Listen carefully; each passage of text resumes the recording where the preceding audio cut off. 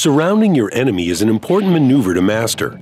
It's one that allows you to destroy enemy forces with a high degree of efficiency and with a minimum loss of your hit points.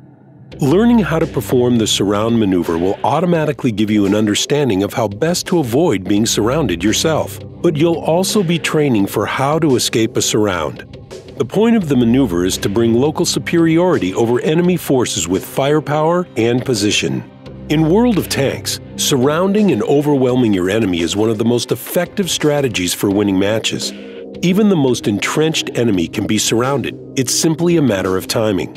What you're looking for is any opportunity to engage enemy vehicles from multiple sides with 2 or more groups of allied tanks. The enemy is forced to choose which side to return fire upon, leaving the other allied force unchecked to swing to the flank or rear. As usual, coordination is key. You will need more tanks in the area than the enemy to perform a true surround. You could just charge in and overwhelm them head-on in cases like this, but you're better off performing a surround to minimize damage to your tanks.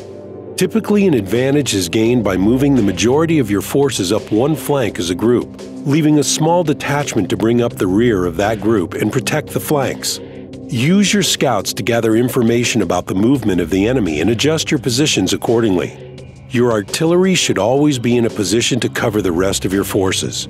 The goal is not to surround the entire enemy force, but to move the attacking force from one isolated group of enemy forces to another, splitting off small detachments to do the flanking while 1 or more tanks remain to engage from the front, moving in a clean sweep of the map. Step 1. To begin with, we'll walk you through a 2-phase exercise. We want to teach you and your team to work in small groups, 2 or 3 tanks, in other words, a platoon. You'll be able to practice these maneuvers in the random battle, so you can get used to interacting with one another. You should divide your tank company into platoons of 3 tanks. They should be placed all over a map and they shouldn't interfere with each other. You should assign roles to each platoon. There should be 1 defending tank and 2 assault tanks. A defender should take cover, and assault tanks should take another one at some distance away. The first assault tank should clinch enemy vehicles, whilst the second one is trying to get to the enemy's rear and penetrating its sides or rear armor. Obviously, a tank that stayed in defense should live as long as possible by performing maneuvers and using time between enemy shots to avoid the next shell by showing to the enemy the most armored spots. A good way to tell if the surround maneuver was effective is to check the HP of the tanks after the engagement. If each tank has roughly 2/3 of their health remaining, it was performed admirably. A piece of advice: after you get to an enemy rear or flank, you definitely should try to use your position and try to burn it up or destroy its ammo racks.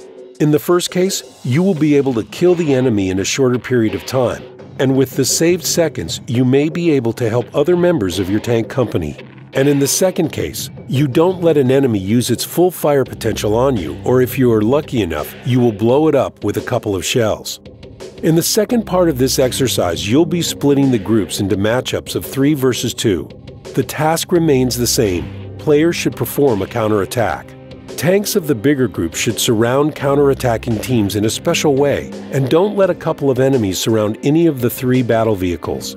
If you want to make it, 2 tanks should clinch counterattacking enemies, whilst the rest of the team is flanking them and getting to their rears. At the same time, a couple of tanks should try to flank one of the 3 tanks and destroy it from the sides as fast as possible, and try to perform such maneuvers again with the next tank. The basic rule for training players is the following. You should focus fire on a single target until it is destroyed, just like you've done at focus fire training. Once you've drilled the scenario numerous times, have your team enter the random queue to further hone their skills and make up some of those repair costs. Step 2. The most common form of a surround is a bracket. The enemy is engaged from the front, and the assault comes from one side or the other. It serves to further pin the enemy and makes for quick work of their health bars. In the first exercise, you'll split your forces into 2 groups, one slightly larger than the other. One should have a little bit of an advantage by placing a couple of extra medium tanks into the mix. The smaller group will attempt to defend a position. The larger attacking force should then be split into 2 groups, one containing the durable pinning tanks and the other consisting of the faster medium assaulting tanks. This exercise will require a great deal of cooperation, so you may end up running it many times before you see results. The heavy tanks will lead the advance, engage with the enemy, pinning them, while the medium tanks move to flank and surround. The destruction of the defending tanks should follow shortly thereafter. The task of the second team is to extract themselves from the surround. The proper counter to a surround maneuver is to destroy the weakest tanks while attempting to disengage. They'll need to carefully focus fire and continually be seeking cover as they retreat. The second part of this exercise should be held on a map like mines or a city map. The smaller team should be placed in an area that is covered from artillery fire. Their task will again be to extract themselves from the incoming surround of the superior team once they are engaged. To do so, they will have to identify the weakest tanks attacking, pick them off, and remove themselves from the continued onslaught. All the while, the opposition's artillery will bombard them, even repositioning to fire upon their once safe position. It's a cruel scenario for the defenders, but it will serve to teach the strengths and weaknesses of the surround maneuver. It's a challenge, no doubt, for the defenders, and they'll have to react fast, but starting at full health will give them a few moments to decide what to do. In a situation where they were starting at 50% health or less, a surround is nearly impossible to escape. Your tankers should pay special attention to 3 factors. 1. Synchronization of movement. A team that is divided into 2 groups should attack defenders at the same time. And when they are getting out of cover, they mustn't start dying in the small groups one by one. 2. Players should get out of cover correctly and don't let enemies destroy the first tanks by focusing fire on them.